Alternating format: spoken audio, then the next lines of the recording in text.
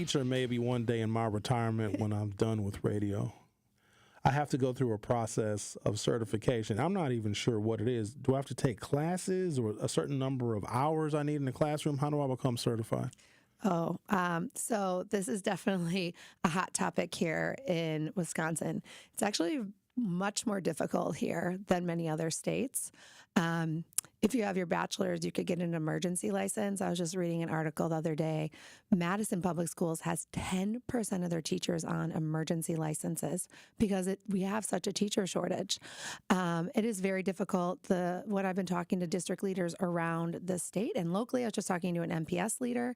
We need to allow our local districts to be able to find different teacher pathways, whether it's apprenticeships or other ways, creative ways, to make sure that we have high quality teachers in the classroom, and being able to attract people from our community. Right now, there is the bureaucracy of getting your license is ridiculous. I know people here in Milwaukee who have gotten Teacher of the Year awards in other states, have Ivy League degrees, and cannot get their certification to teach here in Wisconsin. That should not be the case. We need to be able to attract and retain our great talent. So yes, I will help with that, making sure that we are allowed to have different pathways. We, of course, need quality, so we need to be looking to make sure our kids are learning, but we need to be attracting and retaining our best our talent here in Wisconsin. Because I can look at it as I could go in to a classroom and teach children who are interested in broadcast journalism just because of my years of experience. And maybe there are some kids, like their interest in broadcast journalism would keep them coming to school every day. And maybe they may look at reading differently, and maybe they're much more likely to go to their math classes, et cetera, if they have someone with real world practical application experience in the classroom. But how long, let's say I didn't get an emergency license and I wanted to do it the traditional route to get certified to be an MPS high school teacher. What is involved? What do I have to do, and how long does it take? Well, you'd have to go back to school, back to college, and pay for classes, and then take some tests. It would take years, and very, very expensive. So we have a lot of teachers that go through, and depending on what kind of classes you have, if the colleges would even take your classes, would they transfer? It could take up to 4 years, maybe more. But then you'd also be having to pay for a bachelor's degree, another one, or master's. Yes. And so it's not affordable. It's not something that people have time to do, especially later on in life. So it's very, very difficult. And we would love to have a Sherwin in the class teaching our students. And like you said, it's something that would keep some students coming back to school every day, especially something they love to do, the relationship with you. So we want people like you, Sherwin, to feel that they could go and teach if that's what they wanted to do. But I'd have to go back to school and get a bachelor's degree in order to share or a master's. The years of experience I've had. Okay, fair enough. It depends on your classes. The colleges would have to look through and your classes and see. So it might just be a master's, but still, that's a pretty high cost. There are some teachers, and these teachers exist in every district across the state. They're stellar. They're really good at what they do, and they can take children that some may deem difficult to teach or outright unteachable, and they can motivate these children. They can get them not just on grade level and proficiency, but they can get them far exceeding that. Because there is always excellence that exists that sometimes goes unrewarded or unexamined, is there anything that we can do to reward teachers that are really, really good at what they do? So incentive pay, and maybe that's the wrong terminology that we use, but is there anything that exists where teachers that are really doing a fantastic job can get some kind of reward or benefit for the job they're doing? So that is one of the best practices right now. That's not how it works in most traditional public schools, but there are other schools like, public charter schools or private schools that have different ways of rewarding teachers for that kind of work, and then you can call it merit pay, like based on, the growth of your students, the proficiency, and that is something that we know retains great teachers because they're feeling recognized for their work. In other professions, it professionalizes it. You are able to make more money if you get great results. And then what kind of better result than kids learning and being successful in life because of their teacher? So that's something that people have actually brought up to me too. That's one of the many things, but Sherwin, that is a good idea. When you travel around the state, first of all, Wisconsin is a lot bigger than people think, and it's Some of it is beautiful, some of it is very boring. But as you're traveling around the state and you're talking to, different voters in different parts of the state, you would think that they would have nothing in common with, Milwaukee folks or southeastern Wisconsin people. So what are the similarities that you're hearing in different parts of the state? And when it comes to the education of our young people, what are you hearing from folks who may live, way up north near Eau Claire versus what you hear in Milwaukee? It is so similar. I have been very surprised, but I'm talking to parents and grandparents mostly, and everyone, when they heard about the lowering of the standards, wants higher standards. We know if we hold kids to high expectations. And then the most applause I get is phonics. They all start clapping for phonics because they see their own children, their grandchildren, or if they're working in a business, that people are not able to read well enough anymore. And so they really want the high standards. They want their children learning how to read. I know, I couldn't believe it, everyone clapping for phonics, and that's why I got in this, for reading. So it's been removed? Because I remember my phonics workbook. Yeah. We all had phonics back in the day. And so you're saying now, does it not exist like it used to, or they've taken it out completely? So about 20 years ago, it went to more of a balanced literacy, and phonics was taken out of a majority of the schools.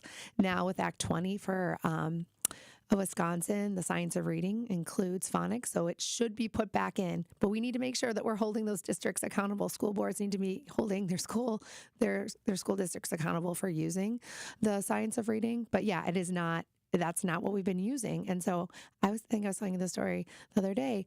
I was at the bank, and my bank teller I see every couple of weeks, she's like, "Are you running for office?" And I was telling her I was. And I said, "Did you know in Wisconsin, only 3 out of 10 children are reading well enough, to go to college or get a job?" And she's like, "Oh, Brittany, I've been doing this for 25 years. Every year it gets worse." She said she has to read people their bank statements, has to show them how to sign their name, how to balance their checkbook. I had to show people how to sign their name when I was but people didn't know how to write their name in cursive, like a signature, all over the state. And so these are real things that people are seeing, and people are very, very concerned. So that has been a big deal. The whole reading, that is how I'm bringing people together. Everyone has a story. And that is the true enemy, illiteracy in our country. When everyone's wanting to talk to me about, the things that, school choice and other things, the real enemy right now is illiteracy. We have to make sure that we have our teachers who've been able, train them, support them, coach them, and make sure our kids are learning how to read and the parents have the information they need. That's what we should all be talking about, not all this other stuff. And I'm hoping, and that's what I get applause for. And that's, please, we need to have more kids reading. Speaking with Brittany Kinser, she's a candidate for DPI superintendent. The election is a week from today.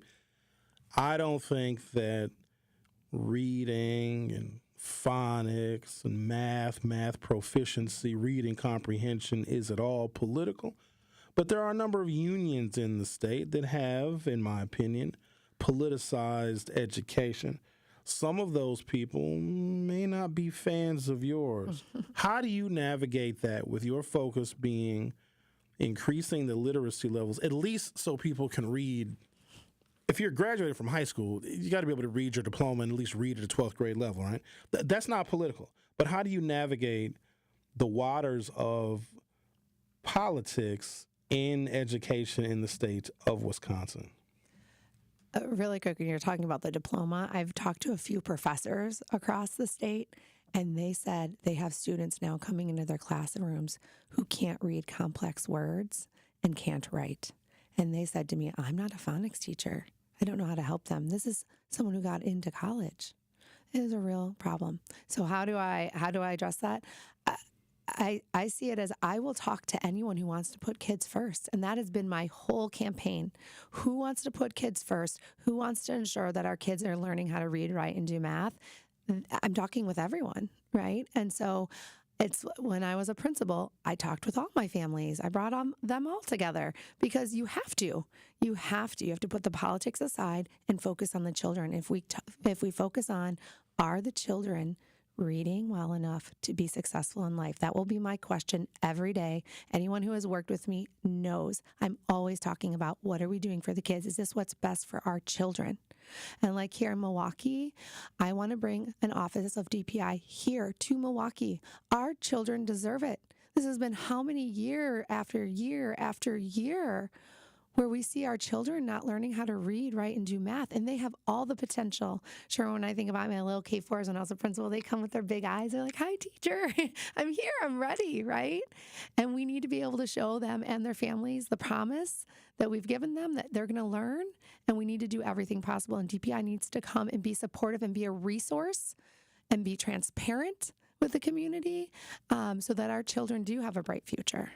You've received some praise from Governor Tony Evers. Can you tell folks about that?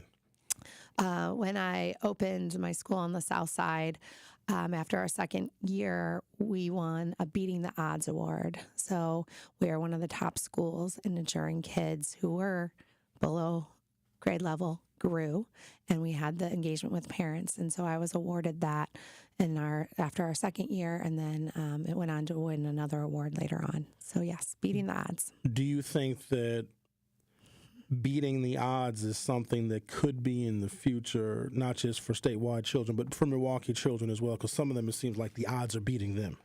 Yes, of course. Those were the children I was teaching were the parent, we're here, Milwaukeeans.